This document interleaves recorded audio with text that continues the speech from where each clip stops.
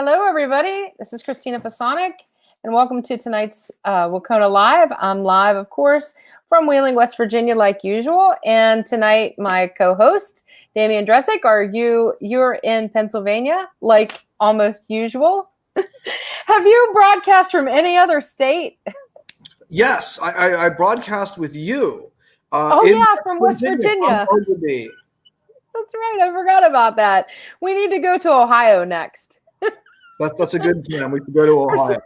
Something like that. We need to hit all 5 states in northern Appalachia, right? You can show up at Dick Haig's porch and pronounce our family. You know what? You know what? He would totally invite us in. You know it. I'm not. That was a joke. I'm not. No, I don't want to. I don't want to. Yeah. Dick, if you're listening, we're waiting for an invite. Anyway, so tonight we have a new writer for everyone. It's Brittany Hailer, and she is from Pittsburgh. Let me tell you a little bit about her. She is a freelance reporter and educator based, like I said, in Pittsburgh. For her stories of people affected by the opioid epidemic, which I think we all understand is affecting northern Appalachia very deeply, she received a 2019 Golden Quill Award from the Press Club of Western Pennsylvania and a Robert L. Vann Award of Excellence for investigative enterprise reporting from the Pittsburgh Black Media Federation. Her memoir and poetry collection, Animal You'll Surely Become, which I love the title of, was published by Tolsun Books in 2018. Brittany has taught creative writing classes at the Allegheny County Jail and Sojourner House as part of Chatham's Words Without Walls program, and now teaches creative writing and journalism at the University of Pittsburgh. Her work has appeared in NPR, Fairy Tale Review, Hobart, Barrelhouse, and elsewhere, and we are lucky to introduce you to all of you in our audience tonight. Welcome, Brittany. Hello. How are you? I'm good. How are you guys? Excellent. Oh, we're good. We like that you're surrounded by books. Yes, that's nice. More writerly. Our guests always have their act together. It's my teaching, so my students think I'm well read and learned. It's all a mirage. Those are just painted on, right? Yeah. I also have my creepy. Oh, I'm not used to this being inverted. Dead animal. So that's also still there. So they know that I'm so weird. I saw that over there, and I know that you know my friend Laura Jackson Roberts, who writes a lot about animals. Yeah. And I gather from what I've read about you that you also do a little bit of writing about animals and some other things too. So what are you going to read for us tonight? I'm actually going to read the title prose poem from my book. So it's Animal You'll Surely Become. It's a reimagining of Little Red Riding Hood,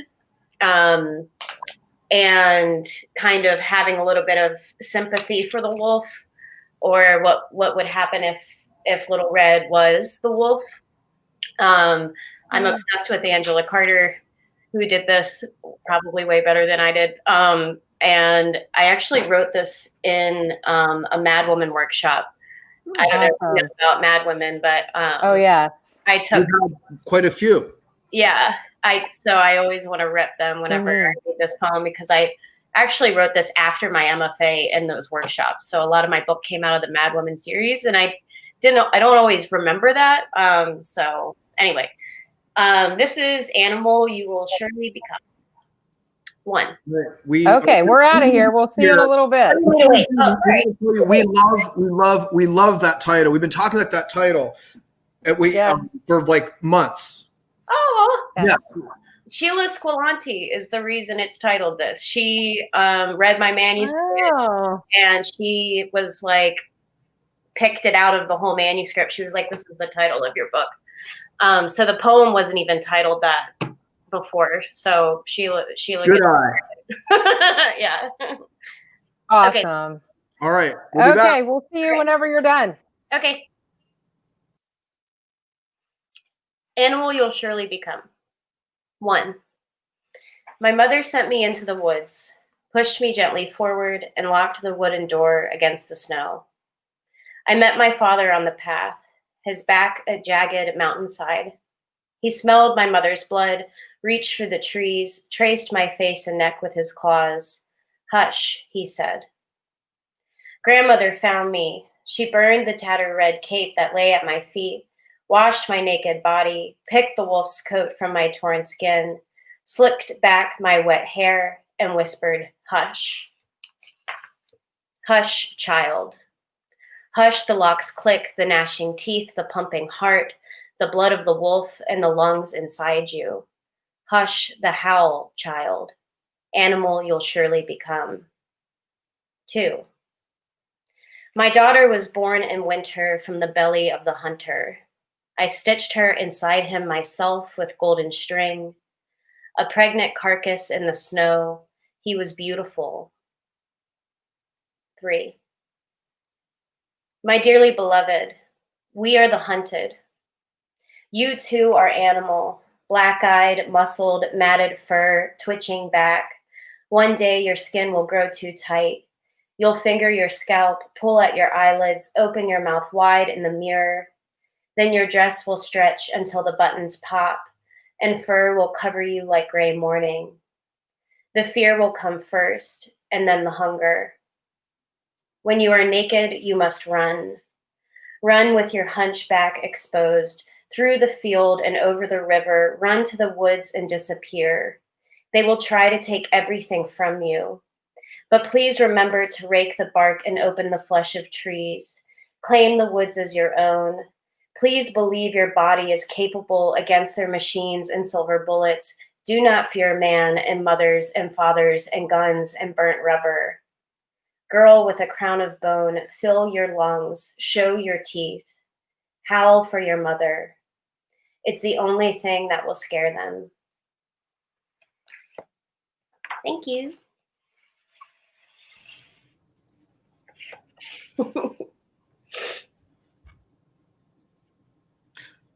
Christina, we cannot hear you because you are muted, but I am going to say that I'm not. I was. Go ahead, Damien.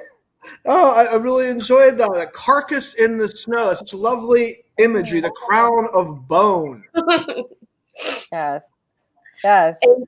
And one of the there's so many different versions of Little Red Riding Hood, but the wolf eats her and her grandmother, and the hunter comes and cuts them out. So I wanted to change that, and that that she's taking her daughter out of the belly of the hunter. Like, I don't know, it just felt creepy enough to me that it might have worked. But yes. So I was thinking 2 things. One, when I first heard the title of your book, I was thinking of Jamaica Kincaid's poem Girl. Obviously, you know the poem. And it really got me thinking about becoming, what it means to become something. Is it a choice? Is it not a choice? Is it both? And I was listening for that in the piece that you read, and it was really, really wonderful. And I love adaptations of and reimaginings of myths and fairy tales. I think it's just exquisite fun to listen in and to imagine other people's, you know, the different dimensions that every story gives us, from the wolf to Red Riding Hood to grandma to bystanders. You know, it's, yeah, very, very cool. I really enjoyed it. Thank you. Thank you. It was great. Yeah, I like the thing about the Kincaid. She talks about that you were so bent on becoming, like there's a sense of agency, whereas you're like, you will surely become, as if the entire universe is aligned in this direction. Exactly. Yes. Now, was this in the fairy tale review? No. I have another poem called Oprahfication. That's about the destiny of Oprah's sexual assault and my own. We're born on the same day, and I'm white and she's black, and how those sexual assaults played out very differently for the two of us. But this book is a hybrid of really fantastic and strange prose poetry and then more journalistic essays. And my father struggled with addiction most of his life, and he is a victim of the Catholic Church. And I was also sexually assaulted at a young age, and neither of us knew that about each other. So it's sort of this like, what is destiny? What do you inherit?